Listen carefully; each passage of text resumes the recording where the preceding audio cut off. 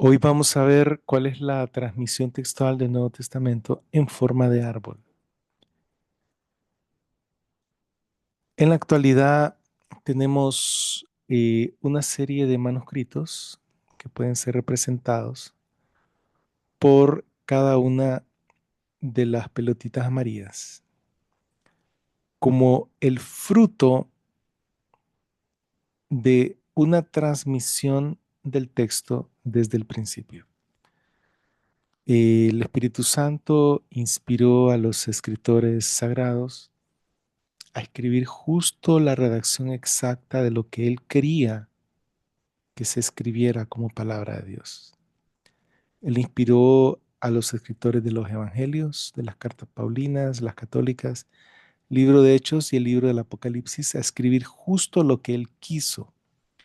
Y digamos que eso está representado por el texto en su estado original, en los autógrafos, en el texto, en los textos originales escritos por los apóstoles y los profetas del Nuevo Testamento, en el siglo primero después de Cristo.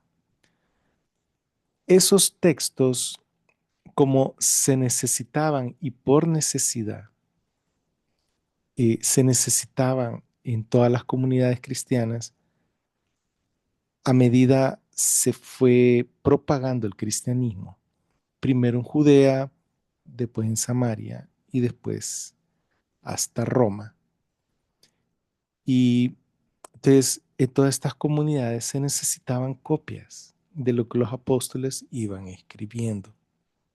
Entonces surgieron las primeras copias en el siglo primero y siglo segundo después de Cristo. Pero claro, proliferaron a medida el cristianismo proliferó particularmente en Grecia y Asia Menor, que es a donde estuvo el corazón del cristianismo. Después de la destrucción del templo de Jerusalén, los cristianos emigraron fuera de Jerusalén. Ya para ese entonces, en el año 70, ya habían iglesias en Asia Menor y en Europa, en Grecia y en Italia. Y entonces ahí migró el cristianismo a esa zona. Irineo, en el siglo III, ya habla de que los cristianos se reunían para leer las memorias de los apóstoles todos los fines de semana. Entonces, cada iglesia local tenía su copia de las escrituras. Claro que habían buenos copistas y habían malos copistas.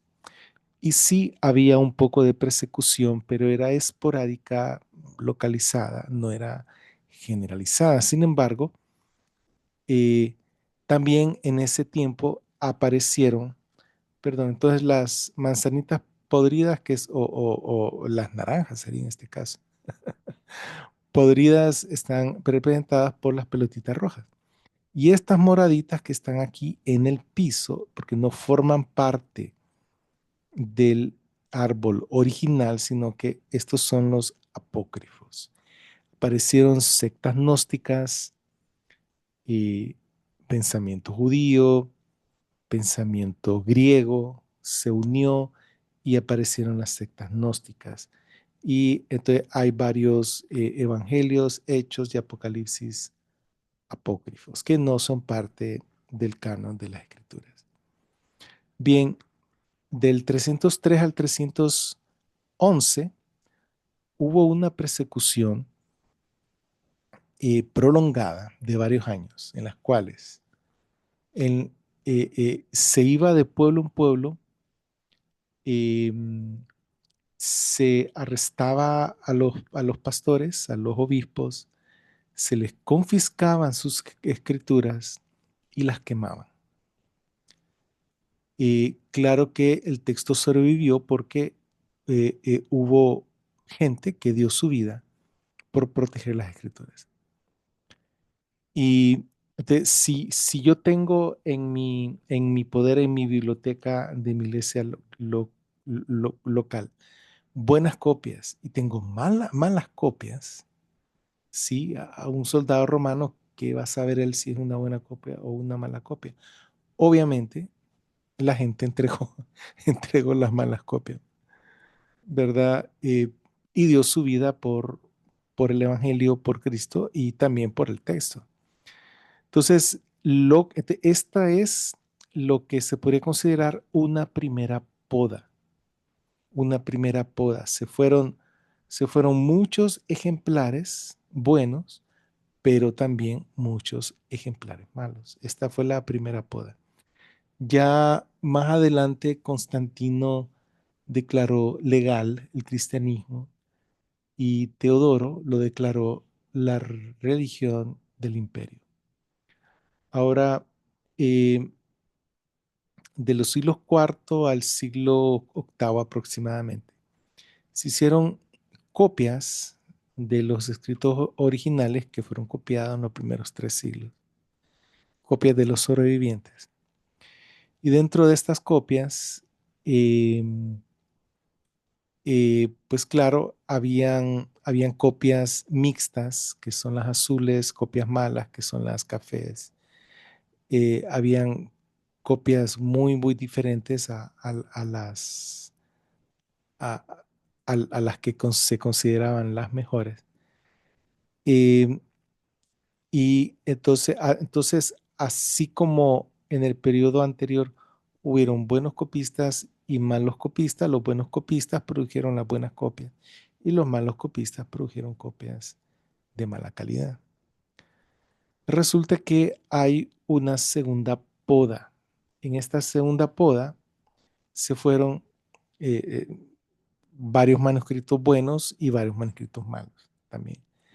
Esta es la transliteración de mayúsculos o unciales a minúsculos que ocurrió en el siglo octavo al noveno. Es decir, que hasta el siglo octavo solo se escribía en letras mayúsculas, pero a partir del siglo octavo en adelante, todos los documentos de la antigüedad fueron pasados de letras mayúsculas a letras minúsculas. Entonces, si yo me encuentro enterrado en el desierto un documento griego en letras mayúsculas, puedo tener más o menos una fecha de cuando existió. Y si tengo un documento con letras minúsculas, puedo saber que este documento es después de la transliteración. Entonces, en la transliteración hubieron documentos que no fueron transliterados a minúsculas, como por ejemplo el Códice Vaticano, no hay una copia como tal en minúsculas. El Códice Sinaítico, no hay una copia como tal en minúsculas. El Códice Alejandrino, no hay una copia como tal en minúsculas. El Ephraemi Rescriptus fue raspado y se le escribió otra cosa encima, pero el texto que tenía era un texto en mayúsculas, pero no tiene una copia representativa en minúsculas. Lo que tenemos hoy en día son un montón de documentos en minúsculas de los siglos X al XV. Un montón, estamos hablando del 95% de los manuscritos griegos están en minúsculas, porque fueron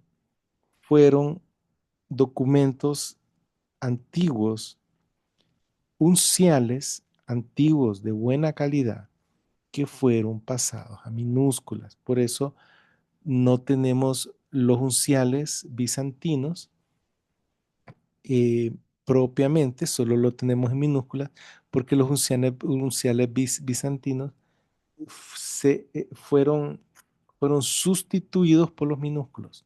En la época de la transliteración, ellos tomaron todo ese montón de códices unciales, los pasaron a minúsculas y te quedas con lo nuevo y botas lo viejo. Y eso fue lo que ocurrió. ¿Para qué tener algo vetusto que ni se puede leer bien y que en 50 años se va a desaparecer? Ya tiene hoyos, ya los gusanitos se lo estancó, la tinta está bien pálida. Entonces, no, se hace un documento nuevo, es como quien saca una fotocopia.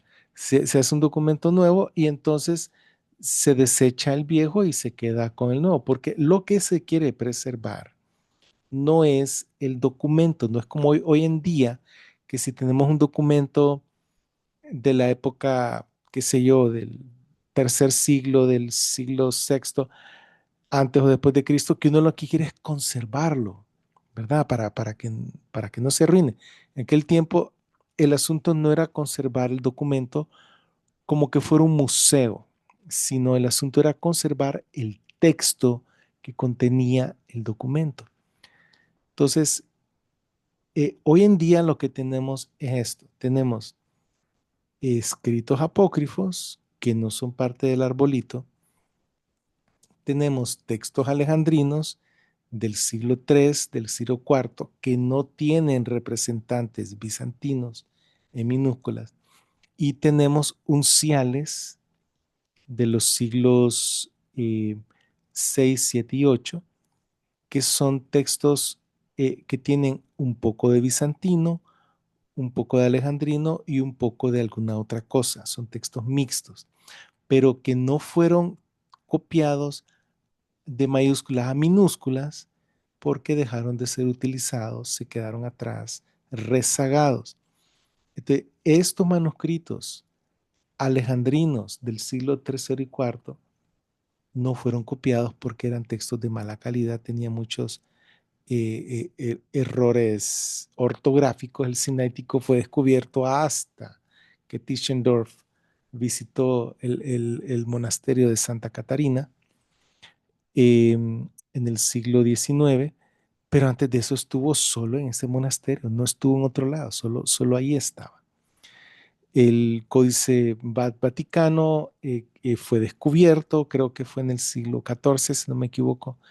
Creo que Erasmo lo consultó, pero de forma indirecta, a través de otra persona, para ver qué decía en algunas proporciones, lo consultó y lo rechazó.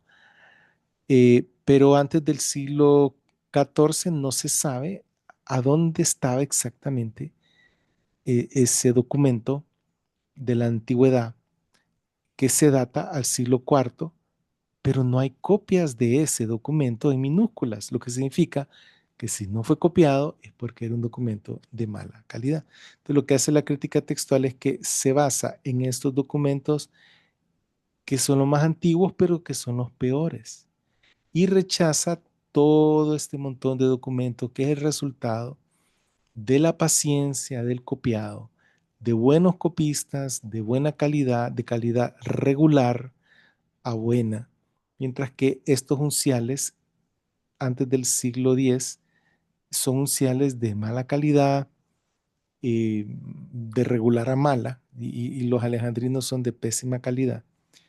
Y entonces tenemos unciales mixtos de los siglos V al VIII, tenemos unciales alejandrinos del siglo IV y tenemos a los apócrifos, y esto es lo que tenemos hoy en día. Pero tenemos también que, bueno, sí, como para argumentar un poco, si los documentos alejandrinos del siglo IV fueran los mejores, todas estas minúsculas hubieran sido representantes de ellos. Entonces, eh, no fueran bizantinos, no fueran un tipo de texto bizantino, fueran un tipo de texto alejandrino.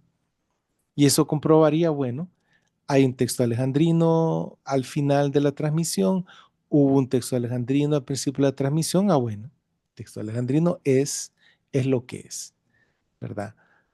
Pero no son alejandrinos, son bizantinos. El texto alejandrino es un texto en manuscritos de mala calidad y un texto que se quedó rezagado como una ramita aislada en Egipto. Y eso fue lo que ocurrió. Entonces tenemos una primera poda que los alejandrinos no fueron copiados.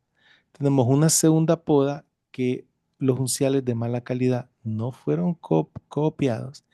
Y lo que tenemos entonces es un grupo de manuscritos bizantinos, que es el 95% de todos los manuscritos, que son después del siglo X, y un núcleo central de manuscritos de alta calidad, de alta coherencia, que son tan buenos que la crítica textual dice que no puede ser que sean tan exactos, tan exactamente copiados entre ellos mismos.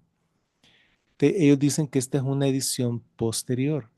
Sin embargo, hay evidencia clara y contundente que este texto, no los manuscritos, este texto de estos manuscritos de la familia es un texto antiguo que existió antes del texto alejandrino y que existió cerquita del primer siglo. Entonces, por su calidad y su coherencia y por la promesa de que Jesús dijo que sus palabras no pasarán, eh, sabemos que el texto original eh, fue preservado y creemos que lo fue en la familia 35. Y eso es todo por el día de hoy y que el Señor lo bendiga.